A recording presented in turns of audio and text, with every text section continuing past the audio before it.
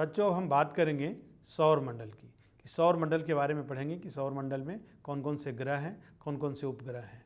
तो सौर मंडल, सबसे पहले हम सौर मंडल की परिभाषा देखेंगे। सौर मंडल की परिभाषा के अनुसार सूर्य, इसके 8 ग्रह तथा इसके अनेक उपग्रह को सौर मंडल कहते हैं। सौर मंडल के अंतर्गत कौन कौन से ग्रह हैं इसे हम जानेंगे।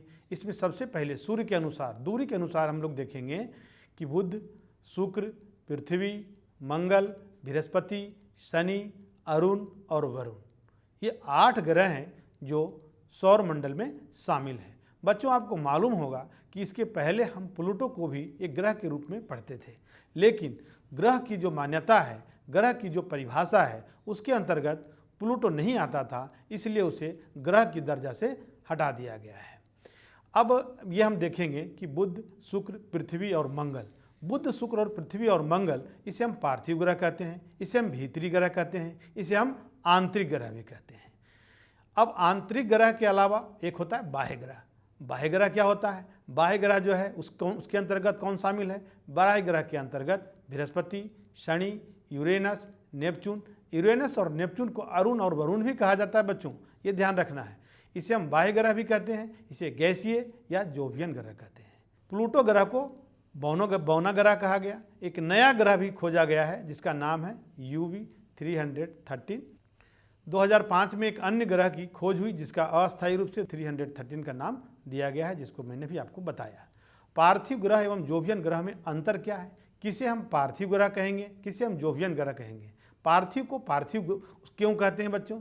अन्य ग्रहों को, जैसे बुध, शुक्र, पृथ्वी, मंगल, इनको हम पार्थिव ग्रह कहते हैं। पार्थिव क्यों कहते हैं? क्योंकि इनकी जो बनावट है, इनकी जो संरचना है, वह पृथ्वी से मिलती जुलती है, इसलिए हम इसे पार्थिव ग्रह कहते हैं। पार्थिव ग्रह जनक तारे के बहुत ही समीप बने हैं। अत्यधिक तापमान के कारण गैसें संघनित नहीं हो पाई, जबकि जोवियन ग्रहों की रचना अधिक दूरी पर हुई है। सौर वायु सूर्य के नज़दीक ज़्यादा शक्तिशाली थी, जिसके कारण पार्थिव ग्रहों से ज़्यादा मात्रा में गैस व धूलकण उठाकर ले गई, जबकि जोवियन ग्रह दूरी पर होने के कारण गैसों एवं धूलकणों को नहीं हटा पाई। बच्चों, पार्थिव ग्रह के छोटे होने के कारण इनकी गुरुत्वाकर्षण शक्ति कम थी, जिसके कारण यह गैसों को बांध नहीं सकी, इन पर रुकी नहीं रह सकी। जबकि जो बड़ी ग्रह है जैसे बृहस्पति, शनि, अरुण, वरुण, इनका आकार बड़ा है। इनका आकार बड़ा है तो इनके गुरुत्वाकर्षण शक्ति ज़्यादा है। गुरुत्वाकर्षण शक्ति होने के कारण ये गैसों को बांधे रखी, इसलिए हटा नहीं पाई। बच्चों, अब हम लोग देखेंगे चंद्रमा की उत्पत्ति कैसे हुई। चंद्रमा सदैव से कुतूहल का विषय रहा है बच्चों। बचपन में भी हम लोगों ने आपने देखा है, चंदा मामा दूर के, इस तरह की कई कहानियाँ हम लोग पढ़ते थे। तो अब हम जानेंगे कि चंद्रमा की उत्पत्ति कैसे हुई। चंद्रमा की उत्पत्ति के संदर्भ में 2 सिद्धांत दिए गए हैं बच्चों। सबसे पहले हम लोग देखेंगे सर जॉर्ज डार्विन के अनुसार पृथ्वी और चंद्रमा एक ही पिंड था। उन्होंने कहा कि गतिशीलता के कारण जो एक पिंड था वह डंबल की भांति बदल गया। वो डंबल, जिसे हम डंबल का प्रैक्टिस करते हैं, डंबल का भांति बदल गया और घूमते हुए अंत में क्या हो गया? टूट गया। टूटे हुए भाग को चंद्रमा कहा गया। और बच्चे, जहाँ से टूटा वह क्या बना?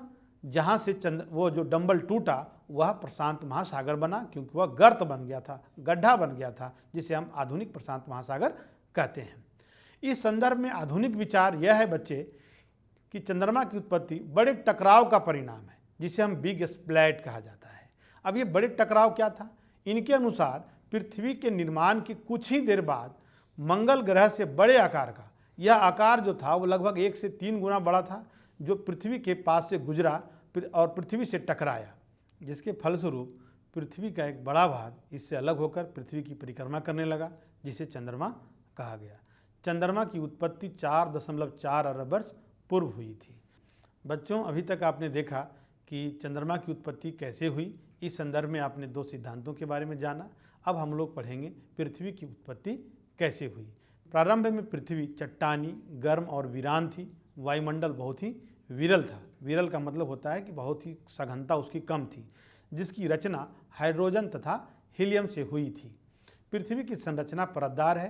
प्रत्येक परत एक दूसरे से भिन्न है। अब परतदार कैसे है बच्चे?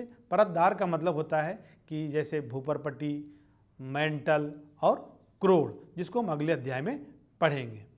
अब हम लोग इसके बाद स्थल मंडल का विकास के बारे में जानेंगे। स्थल मंडल का विकास आकाशीय खगोलीय पिंड हल्के तथा भारी पदार्थों का मिश्रण है। विभिन्न पदार्थ विभिन्न घनत्व के अनुसार एक दूसरे से अलग हैं। हल्के तथा भारी घनत्व वाले पदार्थों के पृथक होने की प्रक्रिया को विभेदन कहते हैं। इसको हम इस रूप में समझेंगे बच्चे। आपने देखा होगा कि कई ऐसे पदार्थ होते हैं जो भारी होते हैं, कुछ हल्के होते हैं, कुछ की डेंसिटी कम होती है, कुछ की डेंसिटी ज़्यादा होती है। तो जिनकी डेंसिटी, जिनका घनत्व ज़्यादा होता है वह पृथ्वी के क्रोड में चले गए, पृथ्वी के सेंटर में चले गए, और जो हल्के थे वह पृथ्वी की भूपरपट्टी पर आ गए, ऊपरी परत पर आ गए। तो इस तरह से अलग अलग संरचनाओं का विकास हुआ, जिसमें हम भूपरपट्टी, मेंटल और क्रोड कहते हैं। अब हम लोग देखेंगे बच्चों वायुमंडल तथा जलमंडल का विकास, कि वायुमंडल और जलमंडल का विकास कैसे हुआ। पृथ्वी के वर्तमान वायुमंडल का विकास 3 अवस्थाओं में हुआ। पहली अवस्था में आदिकालिक वायुमंडल का ह्रास हुआ। यह वायुमंडल मुख्यतः हाइड्रोजन तथा हीलियम से बना हुआ था। दूसरी अवस्था में पृथ्वी के आंतरिक भाग से निकली हुई भाप तथा जल वाष्प ने वायुमंडल तथा जलमंडल के विकास में महत्वपूर्ण योगदान दिया। तीसरी और अंतिम अवस्था में प्रकाश संश्लेषण ने वायुमंडल को संशोधित किया, जिसके कारण विभिन्न गैसों के उत्सर्जन हुआ। गैसों के उत्सर्जन को डीगैसिंग कहते हैं या गैसों का उत्सर्जन कहते हैं। तो इस तरह से बच्चों आपने देखा कि कैसे जो है वायुमंडल और जलमंडल का विकास हुआ। जलमंडल के विकास के बारे में बताना चाहूँगा कि जब पृथ्वी के अंदर से ज्वालामुखी का उद्भेदन हो रहा था तो उस समय बहुत सारी जलवाष्प का उत्पत्ति हुआ। यही जलवाष्प जब संघनन की क्रिया हुई तो संघनन के फलस्वरूप जो है वह महासागरों का निर्माण हुआ, जल का निर्माण हुआ। बच्चों अब हम लोग जीवन की उत्पत्ति के बारे में जानेंगे कि जीवन की उत्पत्ति कब हुई, कैसे हुई। तो इस बारे में देखेंगे कि प्रारंभ में वायुमंडल जीवन के विकास के लिए अनुकूल नहीं थी। क्यों नहीं थी? क्योंकि उसमें पृथ्वी तप्त थी, गर्म थी, पिघली हुई अवस्था में थी। इस कारण से किसी प्रकार का जीवन संभव नहीं था। आधुनिक विज्ञान रासायनिक प्रतिक्रिया को जीवन का आधार मानता है।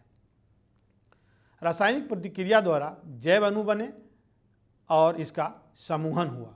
जीवन का आरंभ 380 करोड़ वर्ष पूर्व हुआ। प्रारंभ में शैवाल बना, ब्लू ग्रीन शैवाल बना, और उसके बाद जो है अलग अलग निर्जीव वस्तुओं में भी जो है प्राण आए और जीवन की शुरुआत हुई। बच्चों इस संदर्भ में मैं बताना चाहूँगा कि जीवन की उत्पत्ति सर्वप्रथम महासागरों के अंतर्गत में हुई, और इस तरह से एक कोशीय जीवाणु की रचना हुई, और एक कोशीय जीवाणु की रचना से लेकर मनुष्य की रचना तक एक बहुत बड़ा सफ़र तय करना पड़ा।